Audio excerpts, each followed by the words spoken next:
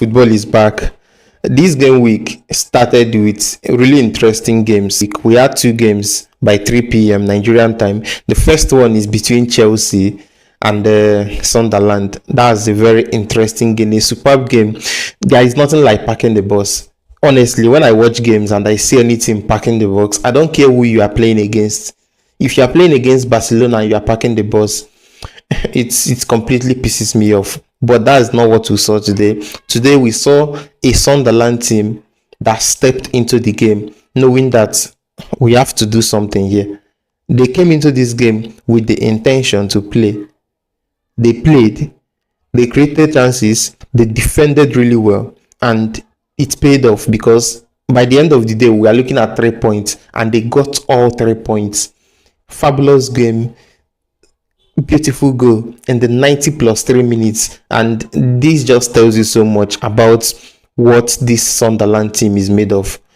Throughout this season, going into this season, so many people were saying that all these teams that came up from relegation are surely being pushed back down.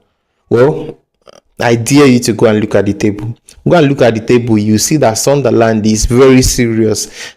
They are very serious about this season, and they just got another interesting win against a Chelsea which is in solid form.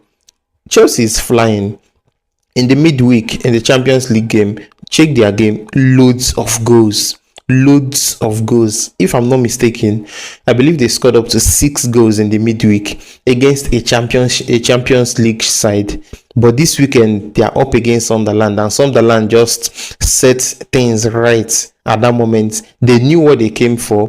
They pressed really well. They defended as a unit. Oh my god, that game was just interesting to watch. But the best part of it all is the late winner, 90 plus 3, solid goal, well deserved. And as for Chelsea, they also had their moments of brilliance. They had opportunities which they ended up not finishing. And there is a serious question that needs to be asked about Joao Pedro.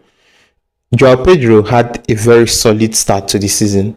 Immediately he came into the squad during Club World Cup. He got a couple of games. He created very good chances. He scored goals.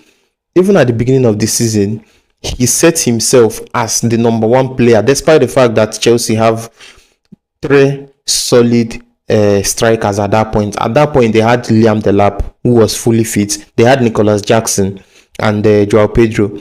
But Joao Pedro immediately set the ground running and placed himself as the number one. But at this very moment, in the last couple of games, things have been very different. Even in today's game, although that chance he got ended up becoming an offside, he did not even score it. Like, the way he wasted that 1v1 with the goalkeeper, you need to start asking serious questions about him, about his competence. Of course, let's just hope he's having a bad run of game and he would be back to his serious goal scoring potential. But at this very moment, things are not looking good for Joao Pedro in particular. So this is it, solid doing for Sunderland. The other game that was played at that same time in the Premier League is the game between Newcastle and Fulham. It ended as a 2-1 win in favor of Newcastle. That's another 3 points for Newcastle.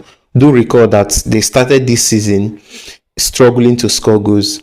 I believe their first couple of games, they really found it hard to score goals. Although when they played Liverpool with 10 men, they scored 2 goals with 10 men. So football is just interesting like that. Newcastle got their win today. Well deserved win, well deserved 3 points. Now let's look forward to what comes next.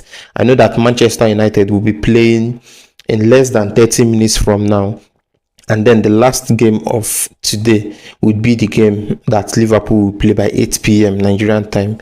Hang around because a lot more content and coverage of these games is coming your way.